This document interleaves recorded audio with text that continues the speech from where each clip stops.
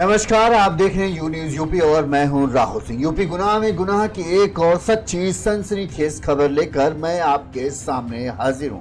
UP का एक जिला जहां पर एक ही रात में 3 हत्याओं को अंजाम दिया गया। ये 3 हत्याएं कहीं अलग अलग नहीं बल्कि एक ही परिवार के बाप और बेटे थे। यानी पिता की हत्या की गई और उसके 2 बेटों को भी बेदर्दी से मौत के घाट उतार दिया गया। ये पूरा हत्याकांड हुआ रविवार की रात को। सुबह जब अगले दिन इस बात की जानकारी गांव के लोगों को लगी तो पूरे इलाके में हड़कंप मच गया। हर कोई इस घटना को सुन अचंभित था। कई लोगों को गुस्सा फूटा और पुलिस को इस केस को संभालने में करीब पुलिस ने 8 टीमें लगा रखी हैं इस केस को सुलझाने में। ये बड़ी खबर जो है हम आपको बता रहे हैं। इस मामले में अब तक क्या क्या हुआ ये सब आज हम आपको बताएंगे। लेकिन इस ट्रिपल मर्डर जब इतना बड़ा जघन्य हत्याकांड होता है तो सबसे बड़ी वजह होती है कि आखिर इस हत्याकांड की वजह क्या है। क्यों किसी ने इतनी बेदर्दी के साथ एक पूरे परिवार को उजाड़ दिया, क्यों किसी ने खून की होली खेली, आखिर वो वजह क्या है। रंजिश, रुपया या बेटी से प्यार की कीमत, मौत बनकर उतरी 3 जिंदगियों पर ये 3 वजह दिख रही हैं।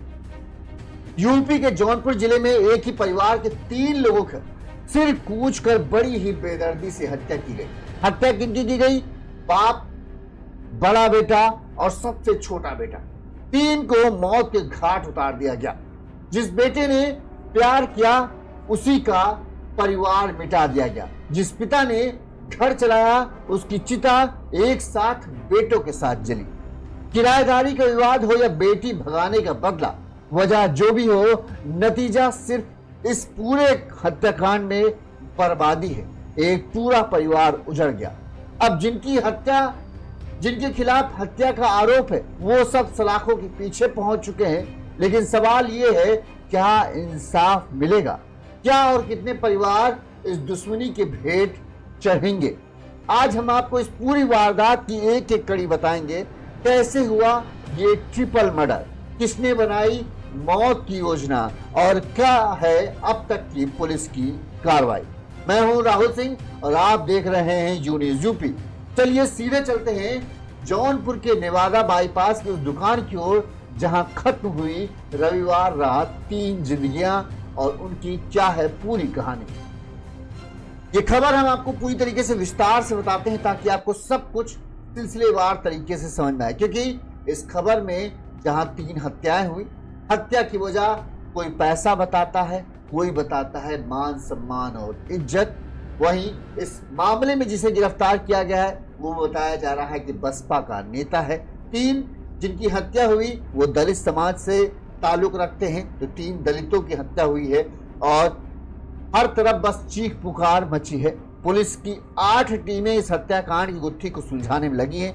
जिनके ऊपर हत्या का आरोप लगा उनके 2 मुख्य आरोपियों को तो पुलिस ने गिरफ्तार कर लिया है, जबकि जो बसपा नेता का बेटा है वो फरार है भी और उसके ऊपर पुलिस ने 25,000 रुपए का इनाम रखा है। पुलिस का दावा है कि जल्द ही उसे गिरफ्तार कर लिया जाएगा। ये अपडेट है। चलिए हम आपको विस्तार से पूरी खबर बताते हैं। यूपी का जौनपुर जिला, यहाँ का सिरकोनी थाना क्षेत्र के कंच गांव अंडरपास के समीप इमलो क्षेत्र के महमदपुर कांध गांव है। यहाँ पर लाल जी अपने परिवार के साथ रहते थे। लाल जी जल निगम में ठेकेदारी का काम करते थे। जाफराबाद के नेवादा कंचगांव अंडर बाईपास पर लाल जी भैया इंजीनियरिंग एंड इलेक्ट्रिकल्स नाम से दुकान है, जिसे लाल जी और उनके 2 बेटे गुड्डू 33 साल का, यादवीर 25 साल का चलाते थे। अब आपको बता दें लाल जी के दरअसल 3 बेटे। सबसे बड़ा बेटा है गुड्डू, इसके बाद जो बीच वाला बेटा है उसका नाम है, मैं आपको बताता हूं,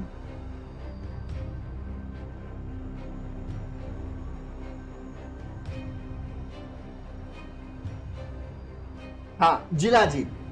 मंझला बेटा जिलाजीत और तीसरा बेटा जो है वो है यादवीर, जिसकी अभी शादी तय हुई थी। ये 3 बेटे। जिलाजीत जो है वो जेल में बंद है और जेल में अपनी कुछ उसने ऐसा किया है उसकी वजह से वो जेल में है, और शायद जो उसने किया है उस वही वजह इस हत्याकांड की अहम वजह है, वो हम आगे चलकर आपको बताएंगे। वहीं दोनों बेटे गुड्डू और यादवीर पिता का इसी दुकान में मिलकर साथ काम करते थे तीनों, लालजी भैया इंजीनियरिंग और इलेक्ट्रिकल्स में। इसमें वेल्डिंग, जेसीबी मशीन बनाने और जो पाइप होते हैं जल निगम में इस्तेमाल होते थे, उन पाइप में चूड़ी डालने का काम इसके अंदर, इस दुकान के अंदर होता था। रविवार को बताते हैं लाल जी अपने छोटे भाई से मिलने के लिए जौनपुर गए हुए थे। वहां से काम निपटाने के बाद वो घर न जाकर सीधे अपनी दुकान पहुंचते हैं। लाल जी और उनके दोनों बेटे यादवीर और गुड्डू, 3 लोग मिलकर यहां काम संभालते थे, और काम ज्यादा होने की वजह से रविवार की देर रात ये तीनों लोग दुकान में रुक गए। तीनों ने बाहर से खाना मंगाया और खाया, फिर वर्कशॉप में ही बताते हैं सो गए। सुबह करीब 7 बजे जब लाल जी के जो साले साहब हैं संजय वर्कशॉप पर नाश्ता लेकर पहुंचे, तो उन्होंने वर्कशॉप का जैसे ही शटर उठाया तो उन्होंने जो देखा, जो कमरा था उस कमरे के अंदर जब उन्होंने देखा तो उनकी आंखें फटी की। लाल जी और दोनों बेटे गुड्डू और यादवीर की लाश खून से सनी हुई कमरे के अंदर पड़ी थी, और कमरे के अंदर फैला हुआ था खून ही खून। कमरे की स्थिति बता रही थी कि हत्यारों की लाल जी और दोनों के बेटों के बीच हाथापाई हुई होगी। शायद हमलावर तीनों को घायल करने के बाद उन्हें घसीटते हुए कमरे में ले गए और यहां पर किसी भारी चीज यानी हथौड़े से उन तीनों का सिर कूच दिया बेदर्दी से, ताकि बचने की कोई संभावना रहे, और उन्हें बेदर्दी से मौत की घाट उतार कर फरार हो गए।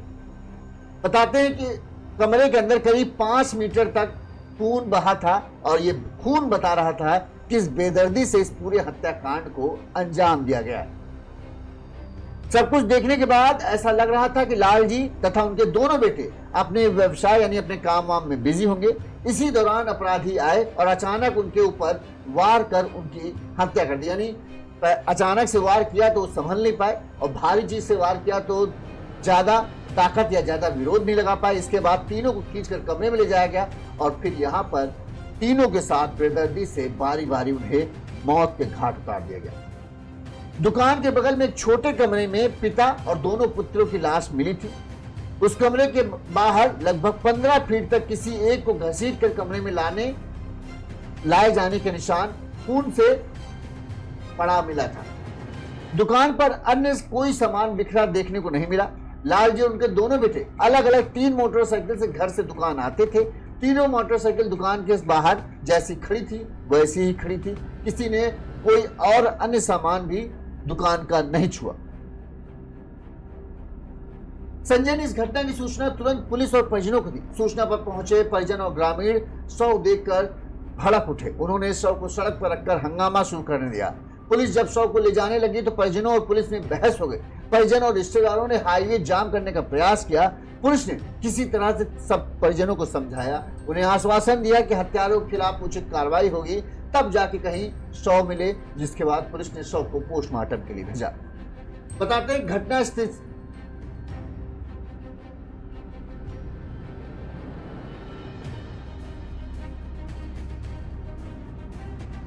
जो बताया जाता है, घटना स्थल से करीब 10 किलोमीटर दूर खरौंदा गांव के रहने वाले देवेंद्र ने बताया कि कुछ वर्ष पहले ही मतलब 2018 में करीब लाल जी ने नेवादा अंडरपास के समीप लाल जी भैया इंजीनियरिंग और इलेक्ट्रिकल नाम से कारखाना खोला था।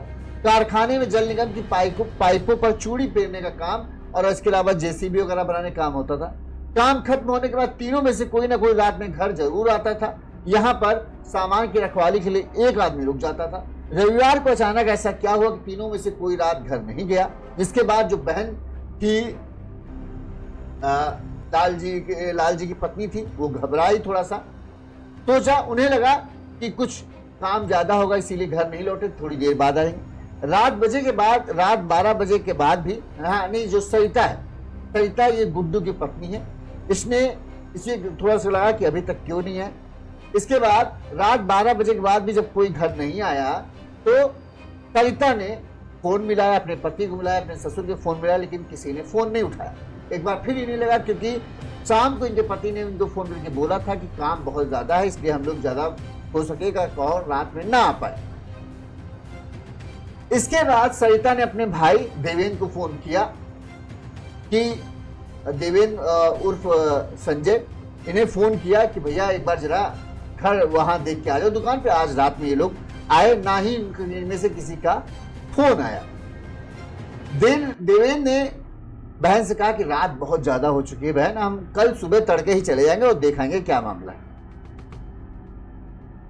देवेंद्र जब इस अफसोस में अब डूबे हुए हैं, उनका कहना है कि अगर वो रात में शायद चले जाते तो इस हत्याकांड को वारदात शायद ना हो पाती। लेकिन जब वो सुबह पहुंचे तो उन्होंने जो नजारा देखा था उनसे उनकी आंखें फटी रह गई। उनके बहनोई गुड्डू की मौत हो गई। बहन का परिवार के साथ ये अनहोनी हुई जिससे पूरा परिवार उजड़ कर रख गया। भाई देवेंद्र इस बात से गम में डूबे हुए और बार बार फूट कर रो पड़ता है कि अगर मैं बहन की बात मानकर शायद रात में चला जाता तो मेरा जीजा जो है आज वो जिंदा होता, मेरे बहन का सुहाग ना उजड़ता। वहीं इस मामले में डॉक्टर कौस्तुभ जो एसपी हैं, उन्होंने बताया कि हमलावरों ने हत्या के बाद सबूत मिटाने की पूरी कोशिश की है। पुलिस की जांच में सामने आया कि वर्कशॉप में सीसीटीवी लगा था। हत्यारे डीवीआर और सीसीटीवी कैमरा अपने साथ ले गए। फॉरेंसिक टीम को जांच में एक मोबाइल, लोहे की राड और एक हथौड़ा मिला है। परिजनों ने जो है इस हत्या का आरोप पूर्व बसपा जिला अध्यक्ष पलटू राम पर लगाया है। अब पलटू राम ही इस मुख्य कड़ी है। अब हम जो आएंगे ना हत्याओं की वजह पर आएंगे, पहले हम सबका एक एक बयान सुनाएंगे। वहीं लाल जी की पत्नी जो है प्रभावती, उन्होंने बताया कि हमारे परिवार पर 1 वर्ष पूर्व जगदीशपुर गांव के रहने वाले पूर्व बसपा जिला अध्यक्ष पलटू राम नागर ने मेरे पति लाल जी और बेटे गुड्डू और बेटे यादवीर पर जानलेवा हमला किया था, जिसमें लाल जी का हाथ पैर टूट गया था, गंभीर स्थिति में घायल थे, किसी तरह से उनकी जान बच पाई। वहीं गुड्डू की पत्नी सरिता ने बताया कि जगदीशपुर में स्थित किराए की दुकान को लेकर पलटू राम ने लाल जी से अत्यधिक पैसा लिया हुआ था। उक्त पैसे की लेन देन को लेकर काफी दिनों से विवाद चल रहा था, एक तरीके से कहें दुश्मनी चल रही थी।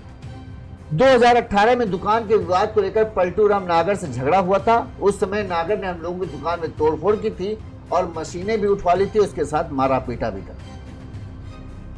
सरिता ने कहा कि जो आरोपी पलटू राम है पहले भी कई बार जान से मारने की धमकी दे चुका था, हमले भी किए थे, पर शिकायत के बावजूद पुलिस ने कोई कार्रवाई नहीं की थी। पुलिस कार्रवाई करती तो शायद ये घटना न होती।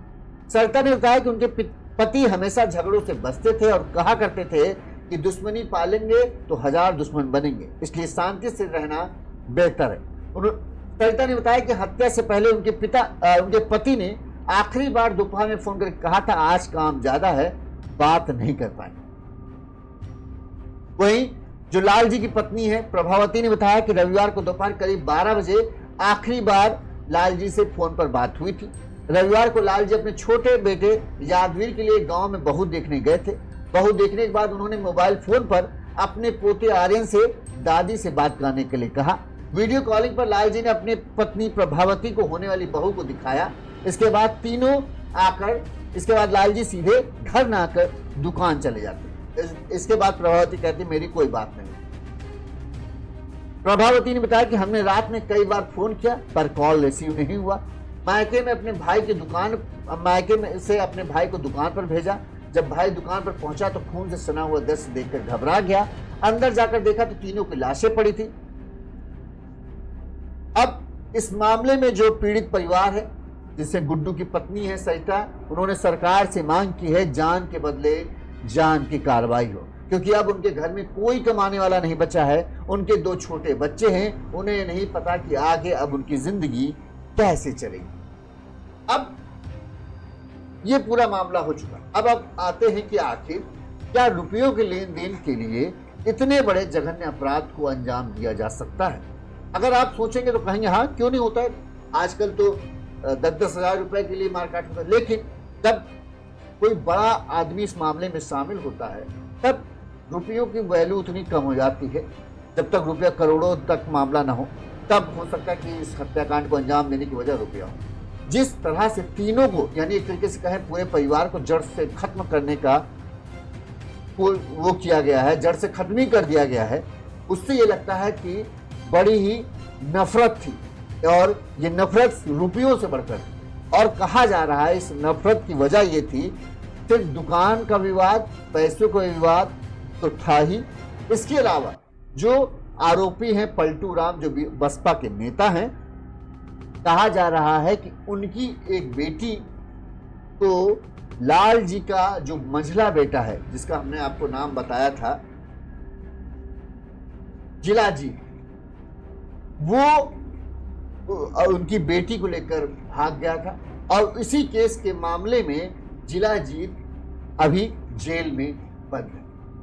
ज्यादातर लोगों को मानना है कि रुपया पैसों की वजह से विवाद होता था, लेकिन हत्या की जाए ये काफी नहीं था। लेकिन जब से बेटी को जिला जीत लेकर भागा, और लाल जी से दुश्मनी थी ही, इस वजह से जो बहुत बड़ा झटका पलटू राम को लगा, और पलटू राम अपमान की आग में जल रहे थे। उन्हें ये लगा था कि ये उनका सबसे बड़ा अब तक का अपमान है। किसी की इतनी हिम्मत नहीं हुई कि उनके, मतलब कहें, इज्जत पे हाथ डालने वाली बात थी ये। उनकी बेटी को लेके जाना पलटू राम को कतई पसंद नहीं आया। पलटू राम, उसका बेटा, उसका दामाद, सबको ये बात नागवार थी। इसी बात का बदला लेने के लिए ज्यादातर लोगों को मानना है, गांव के लोग मानना है, इसी वजह से जब बात इज्जत पे आई तो पलटू राम हर हद से गुजरने के लिए तैयार थे। लिहाजा तीनों ने मिलकर इस जघन्य हत्याकांड को अंजाम दिया है, ज्यादातर लोगों को मानना है।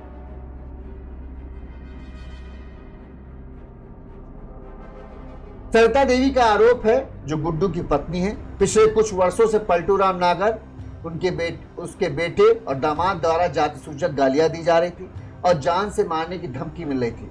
उनके पति गुड्डू ने पहले भी आशंका जताई थी कि पलटू राम नागर कभी भी जानलेवा हमला कर सकता है, क्योंकि उसकी बेटी को लेकर उसका भाई भागा था, तो सबका अलर्ट रहना बहुत जरूरी था।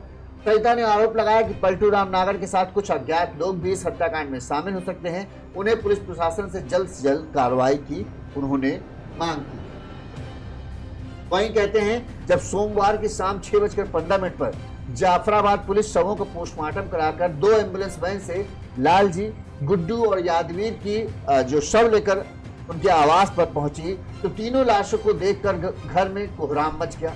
लाल जी की पत्नी प्रभावती और गुड्डू की पत्नी सरिता लाश देखते ही बेसुध हो गई। शवों को मुखाग्नि देने के लिए पुलिस ने जेल से लाल जी के मंझले बेटे जिलाजीत को 24 घंटे की पेरोल पर रिहाई दी। जिलाजीत ने जौनपुर के रामघाट पर तीनों शवों को मुखाग्नि दी। तीनों शवों को एक ही चिता पर अंतिम संस्कार किया गया। अब इस परिवार में लाल जी की पत्नी प्रभावती बुजुर्ग हैं, गुड्डू की पत्नी सरिता वो बची हैं, दोनों लोग विधवा हो गए। 2 बच्चे, गुड्डू के बच्चे आर्यन और अभी बचे हैं, और पुरुषों में एकमात्र लाल जी का मंझला बेटा जिलाजीत शेष बचा है, जो जेल में बंद है। ऐसे में परिवार को चलाने वाला कोई भी पुरुष फिलहाल नहीं बचा है। ग्रामीणों का कहना है कि ऐसे में प्रभावती और सरिता की जिंदगी कैसे कटेगी। पुलिस ने इस हत्याकांड की जांच के लिए 8 टीमें गठित हैं। सोमवार देर शाम पुलिस ने 2 मुख्य आरोपियों को गिरफ्तार किया। इसमें मुख्य आरोपी पलटू राम नागर और उसका दामाद नागपड़ी को पुलिस ने हिरासत में ले लिया है। वहीं पलटू राम नागर का बेटा गोलू अभी फरार है। पुलिस ने फरार गोलू पर 25,000 रुपए के इनाम घोषित किया है। इसके अलावा इस मामले में लापरवाही बरतने पर जाफराबाद थाना अध्यक्ष जयप्रकाश यादव, हल्का प्रभारी धनुषधारी पांडे और सिपाही राम नरेश को निलंबित भी किया गया है।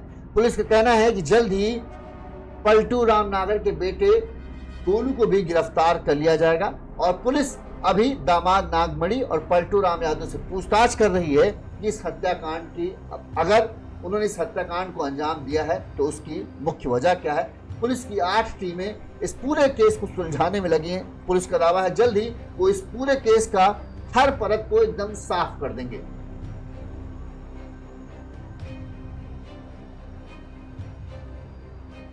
ग्रामीणों को, ज्यादातर गांव वालों का कहना है कि लालजी का जो दूसरा बेटा जिलाजीत इस समय जेल में है। वो किसी लड़की के मामले में सजा काट रहा है। दरअसल लड़की को भगा ले जाने वाले मामले में सजा काट रहा है और ज्यादातर लोग मानना है कि वो लड़की पलटू राम नागर की ही थी जिसे भगा ले गया था और उसी खुन्नस में आकर इस पूरे हत्याकांड को अंजाम दिया गया है। बहरहाल अभी इस जांच का विषय, लेकिन ज्यादातर लोग मान यही रहे हैं कि असल वजह यही है। लालजी के परिवार में उनके 3 बेटे गुड्डू, जिलाजीत और यादवीर कमाने वाले थे। जिलाजीत एक मुकदमे जिलाजीत जेल में ही बंद है। घर के मुखिया समेत दोनों बेटों की मौत से पूरा परिवार गमगीन है। बहू सरिता, सास प्रभावती का सुहाग उजड़ चुका है। दोनों बदहवास है। रिश्तेदारों ने चिंता जताई कि आखिरकार परिवार की रोजी रोटी कैसे चलेगी। अब कोई भी कमाने वाला इस परिवार में नहीं बचा है। जो बचा है वो सलाखों के पीछे। इस मामले में सरिता ने क्या कहा वो हम आपको सुनाते हैं। अंदर लाश पड़ी हुई थी। हाँ, पूरा बाहर से घसीट के लेके अंदर पूरा लाश को रखे हैं। तो अब आप लोग चाहते क्या हैं? कैसी कार्रवाई होना चाहिए? कैसी क्या, उन लोगों को सजा हो और क्या चाहिए, वो लोग खत्म हो जाए। उन लोगों को फांसी की भी सजा देनी चाहिए। ये सरिता थी जो रो रही थी, बिलख रही थी। उनके 2 छोटे छोटे बच्चे हैं। अब उन्हें समझ नहीं आ रहा हमारे बच्चों का क्या हाल होगा। घर में कोई भी कमाने वाला नहीं बचा है। जो बचा है वो सलाखों के पीछे है। अब उन्हें पुलिस और प्रशासन से बहुत उम्मीदें हैं। एक तो उन्हें तुरंत न्याय चाहिए और ऐसा न्याय कि लोग इस न्याय की दुहाई दे कि हाँ भाई ये होता है इंसाफ। एक तो उनके पूरे घर को उजाड़ दिया गया। वो चाहती हैं कि ऐसा ही दूसरे पक्ष के साथ हो जिसने उनके साथ इस तरह किया है। उन्हें भी समझ में आया कि परिवार का जब मुखिया कमाने वाले चले जाते हैं तो परिवार किस तरह से टूट कर रह जाता है और होना भी यही चाहिए। इस मामले में पुलिस ने क्या कहा वो भी आप सुनिए। कल जो घटना हुई है इसमें पूरा रीजन क्या निकला अब तक? कितने लोग गिरफ्तार हुए? देखिए, कल जफराबाद में जो हत्या की घटना हुई थी उसमें पुलिस के पास परिजनों के माध्यम से 3 नामजद अभियुक्तों के विरुद्ध तहरीर प्राप्त हुई थी। उन 3 नामजद अभियुक्तों में से 2 को पुलिस द्वारा गिरफ्तार कर लिया गया है। उनसे गहनता से पूछताछ और अग्रिम विवेचना जारी है। इसमें तीसरा अभियुक्त जो उनका लड़का है अरविंद नागर उर्फ गोलू, इसके पीछे पुलिस की टीमें लगी हैं और क्योंकि वो फरार है उसके ऊपर 25,000 का इनाम भी किया गया है और शीघ्र ही उसकी गिरफ्तारी भी की जाएगी। इस पूरे के पूरे जांच क्रम में जब ये देखा गया कि पुराने रंजिशों के सत्यापन को लेकर थाने द्वारा जो उदासीनता बरती गई थी उसके क्रम में थाना प्रभारी, हल्का प्रभारी तथा बीट आरक्षी के विरुद्ध भी निलंबन की कार्रवाई की गई है और उनके विरुद्ध विभागीय कार्रवाई आसन्न की गई। शीघ्र ही तीसरे अभियुक्त को पकड़ के उसे गहनता से पूछताछ करते हुए अग्रिम विवेचना में सारे फैक्ट्स को लाया जाएगा। क्या अब तक क्या कारण है? देखिए, अभी तक परिजनों के माध्यम से जो तहरीर प्राप्त हुई है और जो गांव में पूछताछ से बात आई है कि इनकी काफ़ी पुरानी एक रंजिश चला करती थी जो 2016 के आसपास से बताई जा रही है और जब हमारा तीसरा अभियुक्त गिरफ्तार हो जाएगा तो इस मामले में और गहनता से पूछताछ से सारी स्थिति स्पष्ट कर दी जाएगी। पुलिस की 8 टीमें इस केस को सुलझाने में जुटी हुई हैं। परिवार ने जिन लोगों पर आरोप लगाया है, 3 लोगों पर आरोप लगाया है, मुख्य तौर पर पलटू राम नागर, उनका दामाद नागमणि, तीसरा बेटा पलटू राम का बेटा गोलू। 2 को तो जो 2 मुख्य आरोपी हैं पुलिस ने उन्हें गिरफ्तार कर लिया है। अभी पलटू राम का बेटा फरार चल रहा है जिसके ऊपर पुलिस ने 25,000 रुपए का इनाम रखा है। पुलिस का दावा है कि जल्द ही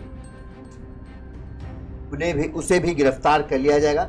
इसके अलावा पुलिस अब इन दोनों से पूछताछ कर रही है। अभी तक तो सिर्फ जो परिजनों का आरोप है कि इन्होंने किया है, अब किया है कि नहीं किया है, ये जो सीसीटीवी फुटेज चोरी हुआ है वो किसी तरह से हाथ लगे या फिर पुलिस की पूछताछ में ये अपना गुनाह कबूल करेंगे तभी इस बात का पुलिस खुलासा करेगी। पुलिस का बहरहाल दावा है कि जल्द ही वो पूरे इस हत्याकांड का पर्दाफाश कर देंगे कि असल हत्यारा कौन है और क्यों इस हत्याकांड को अंजाम दिया गया है।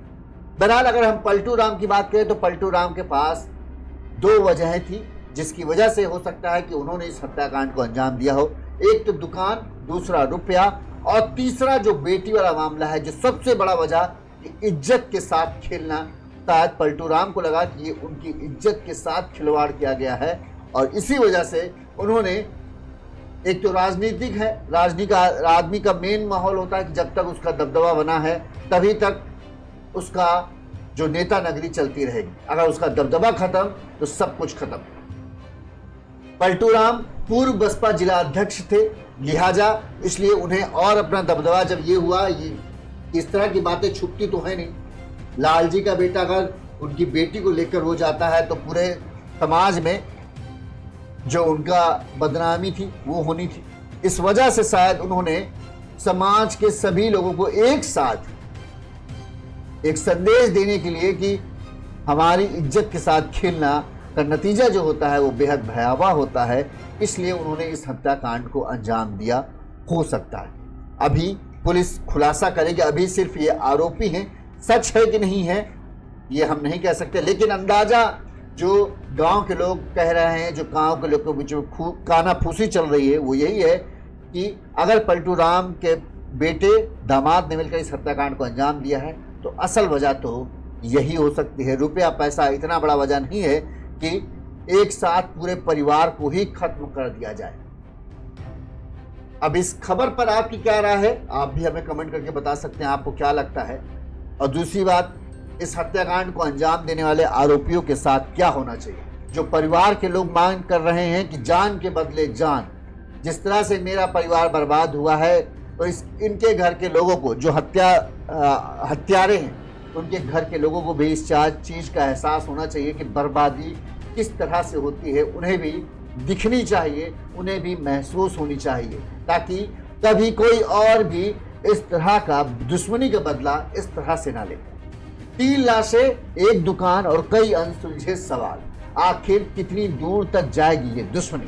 एक पिता जिसने जिंदगी भर मेहनत की, 2 बेटे जो उसके सहारे थे, आज सब खामोश हैं और बाकी है तो सिर्फ मातम। और जिन पर आरोप है वो भी अब सलाखों के पीछे, उनकी जिंदगी भी अब सलाखों के पीछे गुजरनी है। इस दुश्मनी को निभाकर वो जो हासिल करना चाहते थे, क्या सलाखों के पीछे उन्हें वो मिलेगा, या उन्होंने खुद की भी जिंदगी अब बर्बाद कर ही लिए। क्या यह सिर्फ एक बदला था या फिर एक सोची समझी साजिश। बेटी का भाग जाना, किराया, विवाद और पुरानी रंजिश, इन सब ने मिलकर बर्बादी की ऐसी कहानी लिख दी जिसमें किसी एक की जीत नहीं, सिर्फ दोनों तरफ मातम ही मिलेगा। क्योंकि जब दूसरे परिवार के लोग भी भले ही जिंदा हैं लेकिन जेल के पीछे पहुंचेंगे तो वो भी क्या कर पाएंगे। अब सवाल ये नहीं है कि कौन मारा गया, सवाल ये है कि ऐसी घटनाएं कब रुकेंगी। जिस तरह से हत्याकांड हुआ, परिवार के वाकई में जो लालजी का परिवार है, लालजी खत्म हो गए, उनकी पत्नी बची, बूढ़ी पत्नी, जो बुढ़ापे में सबसे ज्यादा जरूरत होती है एक पति की, वो सहारा उनका छिन गया। चलिए पति छिन जाता, बेटे सहारा बनते, बेटा, बड़ा बेटा, उसकी हत्या कर दी गई, उसकी पत्नी सरिता वो बेसहारा हो गई, उसके 2 बच्चे जिनके सिर से पिता का हाथ उठ गया, उनका कौन देखभाल करेगा, उनकी शिक्षा दीक्षा की चिंता कौन करेगा। छोटा बेटा जिसकी शादी बस तय करके आए हुए थे, उसकी भी बेदर्दी से हत्या कर दी। उसने तो अभी यानी जीवन में कुछ देखा भी नहीं था और इस तरह के जघन्य हत्याकांड का वो शिकार हुआ। एक बेटा बचा है जो सलाखों के पीछे है। ज्यादातर लोग मानते हैं कि इस बेटे ने जो किया था उसी की सजा पूरे परिवार को भुगतनी पड़ी। अब सच है कि नहीं है ये मैं नहीं जानता, लेकिन कई लोग मानते हैं कि जो मंझले बेटे ने बेटी को भगाया वही इस पूरे हत्याकांड की असल वजह है। अब पुलिस इस केस का जल्द खुलासा करेगी तो हमें भी पता चल पाएगा कि इस हत्याकांड का असल वजह है क्या। जैसे भी खुलासा होगा हम तुरंत आप तक इस खबर की पूरी सच्चाई पहुंचाएंगे। देखते रहिए यू न्यूज़ यूपी। आप भी अपनी राय रखिए कि इस केस में सबसे बड़ी बात, हत्यारों को किस तरह की सजा मिलनी चाहिए। क्या गिरफ्तारी बस काफी है, सलाखों के पीछे जाना बस काफी है, या फिर सच में जिन्होंने इस हत्याकांड को अंजाम दिया उनका भी अंजाम गोली ही होनी चाहिए, उनको भी समझ में आए जान की कीमत क्या होती। कमेंट करके जरूर बताइएगा। इसी तरह से गुनाह की तमाम खबरें हम आप तक पहुंचाते रहेंगे। देखते रहिए यू न्यूज़ यूपी। नमस्कार।